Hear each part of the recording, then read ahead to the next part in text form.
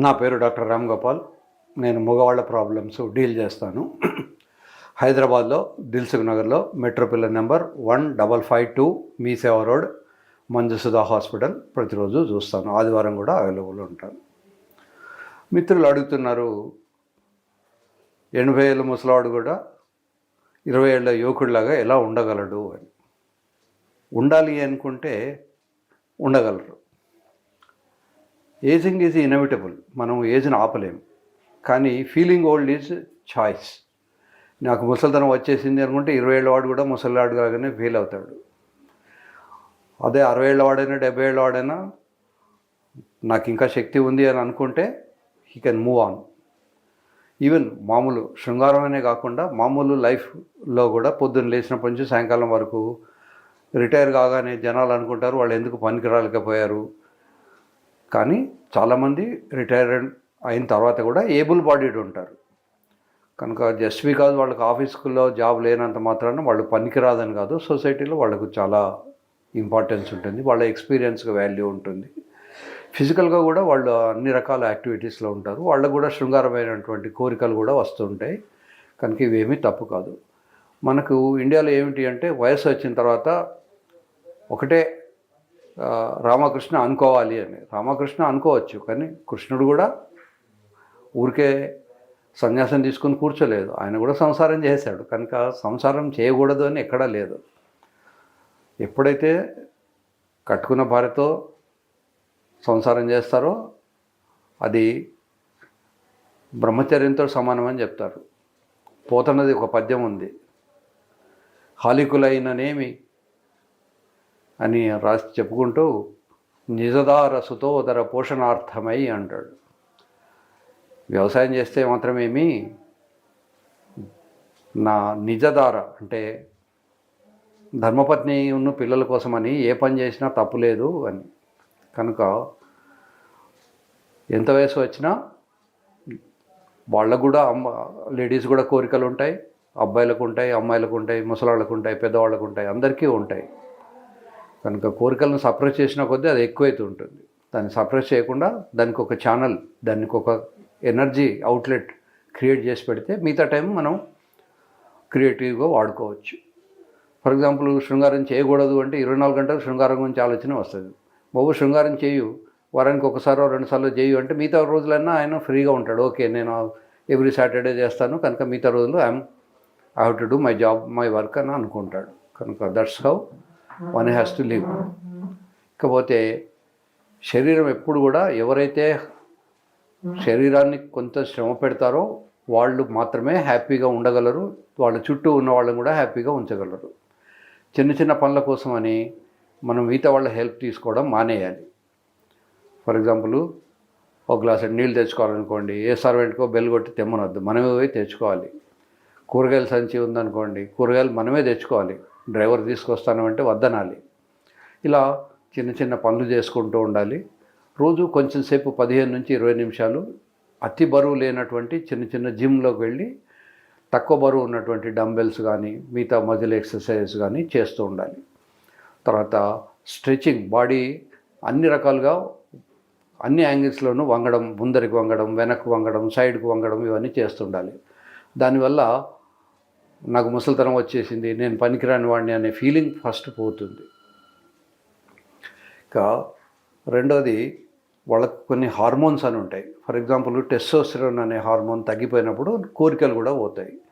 కనుక మధ్య మధ్య టెస్ట్ చేసుకొని హార్మోన్ లెవెల్ ఎంత ఉంది. ఈ హార్మోన్కు డయర్నల్ వేరియేషన్ ఒకటి ఉంది. అంటే రాత్రి 2 గంటల నుంచి తెల్లవారు 7 గంటల లోపల అది మ్యాక్సిమంగా ఉంటుంది. కనుక ఆ టైంలో బ్లడ్ ఇచ్చేయాలి. పొద్దున్నే టిఫిన్ చేసి 11-11:30కి వెళ్ళి అప్పుడు బ్లడ్ ఇస్తే రిపోర్టు రాంగ్గా వచ్చే అవకాశం ఉంటుంది. లేదా నేను తినలేదు కనుక 10 గంటలకు ఇస్తాను అనుకోవడం కూడా పొరపాటు. తిండి ఒకటే కాకుండా ఎర్లీ మార్నింగ్ టైం కూడా ఇంపార్టెంట్. ఆ టైంలో ఇస్తే హార్మోన్స్ మనకు మంచి రిజల్ట్స్ వస్తాయి. సో ఈ హార్మోన్ టెస్టోస్టెరాన్ అనే హార్మోన్ కనుక తగ్గిపోయి ఉంటే, ముఖ్యంగా ఫ్రీ టెస్టోస్టెరాన్ కనుక తగ్గిపోయి ఉంటే టెస్టోస్టెరాన్ సప్లిమెంట్ ఇవ్వచ్చు. ముఖ్యంగా మనం ఎక్సర్సైజ్ చేసినప్పుడు కూడా టెస్టోస్టెరాన్ అనే హార్మోన్ వస్తుంది. కనుక రెగ్యులర్గా కొంతసేపు 15 నుంచి 20 నిమిషాలు ఎక్సర్సైజ్ చేస్తే సరిపోతుంది. 15 నుంచి 20 నిమిషాలు ఎక్సర్సైజ్ చేస్తే సరిపోతుంది. ఈ ఏం ఎక్సర్సైజ్ చేయాలి అంటే బ్రిస్క్ వాక్ కానీ, రన్నింగ్ కానీ, జంపింగ్ కానీ, స్కిప్పింగ్ కానీ, స్విమ్మింగ్ కానీ, మనకు ఏది అలవాటుగా ఉంటే ఏ దానితో అయితే ఎక్కువ శ్రమ లేకుండా హ్యాపీగా చేయగలమో అది చేయాలి. ఇప్పుడు నేను రన్నింగ్ అని చెప్తే ఒక 130 కిలోల వ్యక్తి ఎన్నడూ వాకింగ్ కూడా చేయని వాడు రన్నింగ్ చేస్తే ఆయాసపడతాడు. అలా కాకుండా మన శరీరానికి, మన బాడీకి ఏది అలవాటుగా ఉంటే, ఏది కంఫర్టబులో అది మనమే నిర్ణయించుకొని దాన్ని చేసుకోవాలి. దీని తర్వాత ఫుడ్ బరువు ఎంత తక్కువ ఉంటే అంత బాగా రన్ చేయగలరు, అంత బాగా శృంగారంలో పాల్గొనగలరు. కనుక బరువును నియంత్రించుకోవాలి. బరువును ఎలా నియంత్రించుకోవాలి అంటే కూరగాయలు, పప్పులు ఎక్కువ తినేసి అన్నం కానీ, రొట్టెలు కానీ తక్కువ తినాలి. దురదృష్టవశాత్తు మన తెలుగు రాష్ట్రాల్లో మనందరికీ ఆవకాయ అన్నం తినడం అనేది వెరీ కామన్ ఫ్యాక్ట్. సో అప్పుడు అన్నం ఎక్కువ ఉంటుంది, దాంతోపాటు ఆవకాయలో పెద్దగా చెప్పుకోదగ్గనటువంటి న్యూట్రియంట్స్ ఏమీ ఉండవు. ఐరన్ ఒకటి మాత్రం దాని నుంచి సప్లై ఉంటుంది. కనుక అలా కాకుండా ప్రోటీన్స్, కార్బోహైడ్రేట్స్, ఫ్యాట్స్ ఇవన్నీ కూడా ఒక పద్ధతి ప్రకారం తీసుకోవాలి. ప్రోటీన్స్ ముఖ్యంగా వెజిటేరియన్స్కి అయితే పప్పులలోనూ, పాలల్లోనూ, పాల ప్రోడక్ట్స్లోనూ ఉంటాయి. అదే నాన్ వెజిటేరియన్స్కి అయితే ఎగ్, చేపలు, మాంసము వీటిలలో ఉంటాయి. ఇవన్నీ కూడా ఫ్రెష్గా తీసుకునేందుకు ప్రయత్నం చేయాలి. ఇంకా బరువు తర్వాత చూసుకోవాల్సింది సైకలాజికల్ ఫీలింగ్స్. ఒక మంత్రం ఉంది, అందులో సెల్ఫ్ సజెషన్, ఆటో సజెషన్ ఉంటుంది. పశ్యేమో శరదశతం అంటే నేను 100 శరద్ అనేటువంటి దసరా టైంలో వచ్చేటువంటి ఆ సీజన్ను చూస్తాను అని. పశ్యామి అంటే చూస్తాను అని అర్థం. అలా నేను 100 సంవత్సరాలు బతుకుతాను అని సెల్ఫ్ సజెషన్ చేసుకోవాలి. 60 ఏళ్ళు రాగానే వాడి క్లాస్మేటో లేకుంటే వాడి ఆఫీస్ మేటో ఎవడైనా చనిపోతే ఇక వాడు చనిపోయాడు, నెక్స్ట్ నేనే అనే ఫీలింగ్లో ఉండదు. ఎట్లాగూ డెత్ వస్తుంది, కానీ ఎప్పుడో వచ్చే దానికోసం రోజు నిమిషానికి నాకు డెత్ వచ్చేస్తుంది, నేను పోతాను అని అనుకున్నప్పుడు వాడికి ఎక్కడ లేని శక్తి లేకుండా ఉంటారు. అలా కాకుండా నేను బతుకుతాను, నేను చేస్తాను, నేను మనవల్ని చూస్తాను, మనవరాళ్ళని చూస్తాను అని సెల్ఫ్ సజెషన్ చేసుకోవాలి.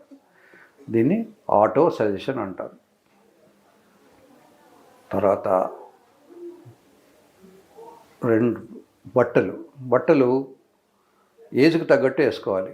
ఎలాగో యూత్గా ఫీల్ అవ్వాలి అని చెప్పాను కదా అని మనవడు వేసుకునే బట్టలు తాతగారు వేసుకుంటే people will laugh at us. కనుక బట్టలు డీసెంట్గా వేసుకోవాలి. శరీరాన్ని కొంచెం అదుపులో ఉంచుకోవాలి. తర్వాత మనకు కోరికలు ఉండాలంటే చుట్టూ ఉండే వాళ్ళని బట్టి ఉంటుంది. సో సంగాత్ సంజాయతే కామహ అంటాడు భగవద్గీతలో. సంగత్ అంటే చుట్టూ ఉండేవాళ్ళు, సత్సంగ్ అంటారు చూడండి. సో దానికోసమని ఎవరైతే శృంగారం గురించి మాట్లాడతారో, ఎవరైతే శృంగారం గురించి చెప్తూ ఉంటారో వాళ్ళ మాటలు వినడము, వాళ్ళ దగ్గర వెళ్ళి కూర్చోవడము, వాళ్ళతో స్నేహం చేయడము, ఇవన్నీ చేస్తూ ఉంటే శృంగార కోరికలు ఉంటాయి. అలా కాకుండా మీరు ఎప్పుడు రామకృష్ణ అనుకునే రామకృష్ణ మఠంలోనో ఇంకెక్కడనో ఉంటే అవే ఆలోచనలు వస్తాయి. కనుక సంగాత్ సంజాయతే కామహ. సో చుట్టూ ఉండే ఎన్విరాన్మెంట్ను కూడా మనం దృష్టిలో పెట్టుకొని ఎవరితో ఉంటే మనకు యువకుడిగా ఫీల్ అవుతాము అనేది చూసుకోవాలి. ఇవి కాకుండా కొన్ని ట్యాబ్లెట్స్ ఉంటాయి. ఫర్ ఎగ్జాంపుల్ వార్డనాఫిల్, సిల్డనాఫిల్, టడలాఫిల్, అవెనాఫిల్ అనే ట్యాబ్లెట్స్ ఉంటాయి. ఈ ట్యాబ్లెట్స్ వేసుకోవడం వల్ల కూడా అంగానికి పటుత్వం వస్తుంది. కొద్దిమందికి చాలా ఏజ్ వచ్చిన తర్వాత ట్యాబ్లెట్ వేసుకున్నప్పటికీ అది పనిచేయదు. అలా ఉన్నప్పుడు they can opt for surgery. దాన్ని పినైల్ ఇంప్లాంట్ సర్జరీ అంటారు. ఇప్పుడు చెవిలో దూది పెట్టినప్పుడు దూది ఒక్కోసారి వెళ్ళనప్పుడు ఒక పుల్లకు దూది పెడతాం, అప్పుడు పుల్లకున్న బలం దూదికి వస్తుంది. అలాగే ఈ పినిస్ మోడలు ఇంత పెద్దగా ఉన్నా కూడా దీనికి బలం లేకపోతే ఇట్లా వంగిపోతుంటుంది. వంగినది లోపలికి వెళ్ళలేదు. దీనికి సెల్ఫ్ టెస్ట్ అంటారు. మనమే 2 వేళ్ళు ఒకవైపు, ఇంకో వేలు పెట్టినప్పుడు ముందరికి కానీ వెనుక కానీ వంచగలిగినాం అనుకోండి, అది లోపలికి వెళ్ళలేదు. అలా కాకుండా ఇది ఇంప్లాంట్ అంటారు. ఇది జర్మన్ ఇంప్లాంట్. ఈ ఇంప్లాంట్ కనుక మనం ఆపరేషన్ చేసి లోపల పెడితే బయటికి కనబడదు. దీన్ని మనం వంచలేము, ఎందుకంటే ఇలా పెట్టినప్పుడు ఇలా అది వంగలేదు. దీనికి ఉన్న శక్తి ఉంటుంది. దీనికి ఎంత శక్తి ఉంటుంది అంటే అవసరం వస్తే 500 గ్రాముల బరువు కూడా ఇది మోయగలదు. ఇదే ఈ ఇంప్లాంట్ లేనప్పుడు పెడితే ఇది లేవడం కష్టమవుతూ ఉంటుంది, దీన్ని లేపడం కూడా ఇబ్బంది అవుతూ ఉంటుంది. సో అవసరం అనుకుంటే సర్జరీ కూడా చేయించుకోవాలి. సర్జరీ చేయించుకోవడం అనేది క్రైమ్ కాదు, రేప్ కాదు, మర్డర్ కాదు. సో సిగ్గుపడద్దు, ఎందుకంటే జీవితం పోతే మళ్ళీ రాదు.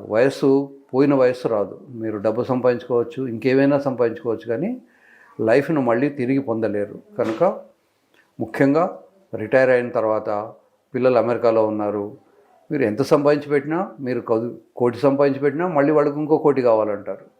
మీరు 10 కోట్లు ఇచ్చినా ఇంకో 10 కోట్లు కావాలంటారు. కనుక వాళ్ళ కోసమని, వాళ్ళ పుట్టే పిల్లల కోసమని విపరీతమైన సంపాదన ఆలోచించకుండా మీ శరీరానికి, మీ ఆనందానికి వాడుకోండి.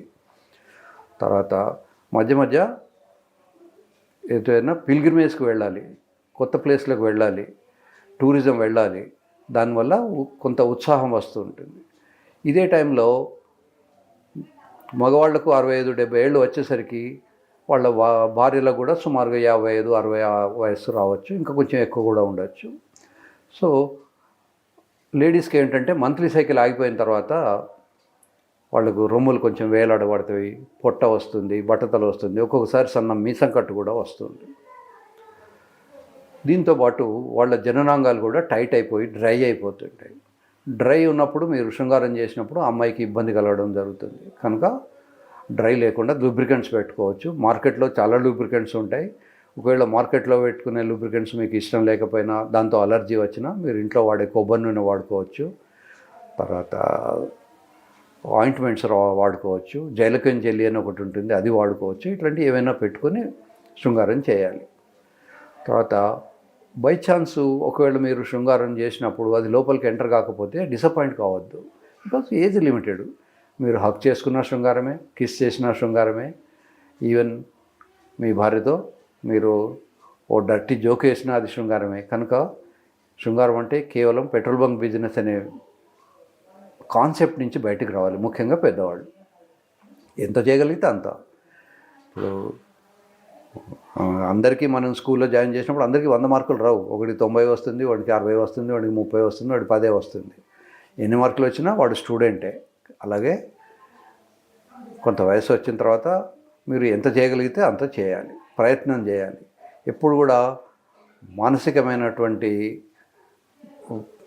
కాన్ఫిడెన్స్ లేకపోతే ఎవరూ చేయలేరు. సో కాన్ఫిడెన్స్ అనేది వెరీ ఇంపార్టెంట్. నేను చేయగలను అనుకున్నప్పుడు చేయొచ్చు. బై ఛాన్స్ పోకపోతే కూడా నష్టమేం లేదు. ఇప్పుడు అది లోపలికి ఎంటర్ కాకపోయినంత మాత్రాన వీళ్ళకి జరిగేది ఏమి నష్టమేమి ఉండదు. ఓకే, ప్రయత్నం చేయండి. కాకపోతే ట్యాబ్లెట్స్ వాడుకోండి. ట్యాబ్లెట్స్ వాడుకోగా కూడా కాకపోతే ఆపరేషన్ ఉంటుంది, ఆపరేషన్ చేయించుకోండి. ఆపరేషన్ చేయించుకోవడానికి మొహమాట పడకండి. చెప్పండి, ఒకవేళ మీకు అంత మొహమాటంగా ఉంటే అక్కడ ఏదో గడ్డ వచ్చిందనో ఇంకేదో అయిందనో చెప్పుకోండి.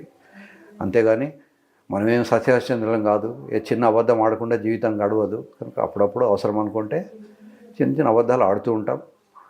It's very common thing. నేను ఒక పెద్ద మనిషికి 76 ఏళ్ళ వయసున్న పెద్ద మనిషికి సర్జరీ చేశాను. నెక్స్ట్ డే ఒక కారు నిండా జనాలు వచ్చారు, ఒక 10-15 మంది డాక్టర్లు. ఆ పెద్ద మనిషి మనవరాళ్ళు, వేరే చుట్టాలు అందరూ డాక్టర్లే. నన్ను అడిగారు, మా తాతగారికి ఏం ఆపరేషన్ చేశారు? నేను నన్ను చెప్తాను, కూర్చోండి అని. తర్వాత మా తాతగారు చాలా రిచ్ మ్యాను, ఆయన ఇంత చిన్న హాస్పిటల్కి రారు, ఆయన అపోలోకి తక్కువ రారు, మీ హాస్పిటల్కి ఎందుకు వచ్చాడు చెప్పాను. ఆయన నాకు ఫ్రెండ్ అయ్యా, మార్నింగ్ వాకింగ్లో కలుస్తాడు, అందుకని నా దగ్గరికి వచ్చాడు. మరి ఏం ఆపరేషన్ చేశారు అంటే, గడ్డ అయిందిలే, గడ్డకు తీశారు. గడ్డ అయితే ఇలా చేయరు కదా, ఇంకో రకంగా చేస్తారు కదా అన్నాడు. గడ్డ పెద్ద సైజు ఉంది, అందుకని ఇలా చేశాను. అమ్మ మాకు ఎవరికి చెప్పలేదు కదా అన్నాడు. మరి ఆ విషయం ఆ ఏరియాలో ఉన్నప్పుడు చెప్పడానికి వీలు కాదు కదా, ఆయన మొహమాట పడి ఉంటాడులే అన్నాడు. ఆయన రిలేటివ్స్ అంతా వెళ్ళిపోయిన తర్వాత patient was very happy. Sir, నాకు సర్జరీ వల్ల వచ్చిన దానికన్నా వీళ్ళందరూ వచ్చినప్పుడు మీరేమైనా చెప్తారేమో అని నేను భయపడిపోయాను, ఐఎమ్ వెరీ హ్యాపీ అని చెప్పాడు. కనుక మాకు పేషెంట్కు డాక్టర్కు ఒక రిలేషన్షిప్ ఉంటుంది. మేము సాధ్యమైనంత వరకు పేషెంట్ కండిషన్ పేషెంట్లకు తప్పితే వేరే వాళ్ళకి చెప్పము. ఈవెన్ భార్యతో చెప్పమన్నా కూడా అతను కన్సెంట్ ఇస్తేనే చెప్తాం. కొంతమంది వస్తారు, సార్ మా భార్యకు మాత్రం మీరు ఆపరేషన్ చేసినట్టు చెప్పొద్దు.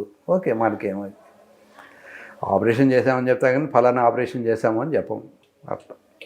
కనుక మీరు ధైర్యంగా ఉండండి, ఎక్సర్సైజ్ చేయండి, మంచి ఫుడ్ తీసుకోండి, కనీసం శరీరాన్ని వంచండి అన్ని రకాల యాంగిల్స్లోనూ. మొదటి రోజు రాకపోతే రెండో రోజు వస్తుంది. వరుసగా చేస్తుంటే కొద్ది రోజుల తర్వాత మీ శరీరం మీకు, మీ పటుత్వం మీకు వస్తుంది. So all the best.